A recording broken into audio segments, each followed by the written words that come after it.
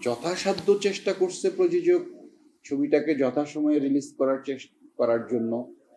হয়তোবা তাদের হচ্ছে যে সময়ের সংক্ষিপ্ততা হয়েছে, হয়তোবা তারা হচ্ছে যে তাদের শুটিং এ যে হয়তোবা তাদের সময় বেশি লেগেছে। তারা যে টার্গেট করে নিশ্চয়ই তারা টার্গেট করেছিল তাদের একটা সময় নিয়েই তো তারা করবে, কিন্তু কেউ তো ইচ্ছে করে এই বড় বাজেটের একটা সিনেমা কেউ তো ইচ্ছে করে এরকম করবে না একদম যে হচ্ছে যে মানে রিলিজের ঠিক আগ মুহূর্তে সিনেমা রেডি করে, তাও তো নিয়ে আসতে পারছে। প্রযোজকরাও দিচ্ছে না, দর্শকরাও আসতেছে না, বিষয়টা একটা জায়গায় এসে দাঁড়িয়েছে। সেটা হচ্ছে যে আমাদের হচ্ছে যে ১৩০০ সিনেমা হল ছিল, ৯০ দশকেও ১৩০০ সিনেমা হল ছিল। সো একটা প্রডিউসার সিনেমা রিলিজ করলে এইটা সারা ১৩০০ হল ঘুরে এসে তারপরে আবার ওই সিনেমাটাই আবার সেকেন্ড রান থার্ড রান চলতো। তো এখন যেটা হয়েছে যে ছবি রিলিজই হয় মাত্র, রিলিজ হল আছে হচ্ছে ৪৫ থেকে ৫০টা রিলিজ হল। তো ৪০ ৪০ ৪০ ৫০টা হলে ছবি রিলিজ করে আসলে কোনো অবস্থাতেই আর ছবির আর এরপরে আর চলে না। তো ছবির সেই জন্য ছবি এত টাকা দিয়ে ছবি বানিয়ে এবং এই ৪০ ৪৫টা হলে ছবি রিলিজ দিয়ে আসলে টাকা উঠানো যায় না। আর হচ্ছে যে কিছু মৌসুমী হল আছে আমাদের যেগুলো ফেস্টিভ্যাল নির্ভর, দুইটা ঈদ উপলক্ষে হলগুলো খোলে। তো সেই হলগুলোতে সেগুলো খুলে সেগুলো দেখা গেছে যে প্রায় ১৫০ সিনেমা হলের মতো ঈদ উপলক্ষে বা ঈদ ফেস্টিভ্যাল উপলক্ষে সিনেমা হলগুলো খুলে, তখন সবাই রিলিজ করার জন্য তখন হচ্ছে যে আসে। এই কারণেই যে এই অনেকগুলো হল আছে, সেই হলগুলো পাওয়া যায়। এইটার অবশ্য বিবিধ কারণ আছে। প্রথম কারণ হচ্ছে যে যেকোনো প্রযোজক মানে তো ব্যবসায়ী, সিনেমাতে লগ্নি করতে আসে। তো তাকে হচ্ছে কি অনেক হিসেব কিতাব করেই আসতে হয়, অনেক অঙ্ক কষেই আসতে হয়। হুট করে আসলে হয় না। হুট করে এসে হচ্ছে যে আর হচ্ছে যে না জেনে না শুনে হচ্ছে যে খরচ টরচ গুলো ব্যয় অনেক বৃদ্ধি করে ফেলে। আর হচ্ছে যে অনেকেই সুযোগ নেয় নতুন মানুষ মনে করে। তো সবকিছুতেই হচ্ছে যে সিনেমা অনেক ব্যয়বহুল হয়ে যায়, যার জন্য সিনেমার লগ্নি করে টাকা আর ফেরত পায় না। এবং না পাওয়ার কারণে হচ্ছে যে পুঁজি যখন ফেরত পায় না, তো নেক্সট সিনেমা বানানোর আর তাদের আগ্রহ থাকে না। এইভাবেই আমরা দেখছি যে যারা আসছে তারা হচ্ছে যে তারা যদি একটু মানে জেনে শুনে একটু বিষয়গুলো দেখে শুনে আলোচনা করে হচ্ছে যে এটার উপর অনেক দিন সময় দিয়ে বিশেষ করে বুঝে শুনে যদি বানায়, তাহলে কিন্তু সে তার লস হয় না, সে থাকতে পারে।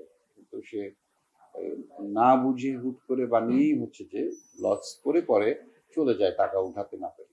সবকিছুই তো ঠিকঠাক ছিল, প্রতি বছরই তো হচ্ছে যে ঠিকঠাক মতোই চলছে। এখন একটা সিনেমা বা একটা সিনেমার টাইমিং বা যান্ত্রিক ত্রুটি এটা কিন্তু কোনো হচ্ছে এক্সাম্পল হতে পারে না। এটা কিন্তু কোনো মানে এইটাকে কেন্দ্র করে আহ, যে সবাই সবকিছুর উপরেই যে দোষারোপ করা হবে, সেটা আমি ঠিক মনে করি না। কারণ হচ্ছে যে বিষয়টা হচ্ছে যে আপনারা নিশ্চয়ই জানেন যে প্রিন্স নিয়ে যেটা কথা উঠেছে।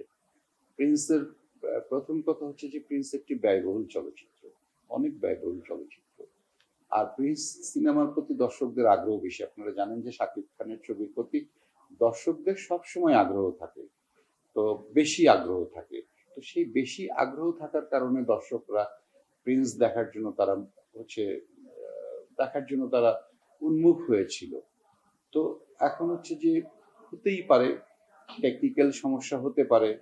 আহ, উম, আহ, ছবিটা হচ্ছে দেশের বাইরে শুটিং হয়েছে, সেখান থেকে পোস্ট প্রোডাকশনের কাজ কমপ্লিট করে সেই ছবিটা আনতে সেইটাতে নানাবিধ সমস্যা হতে পারে। তারপরে একটা ব্যয়বহুল ছবি, সেটা টাকা পয়সারও একটা বিষয়, সেইটারও জোগাড় জান্তিরও একটা বিষয় থাকে।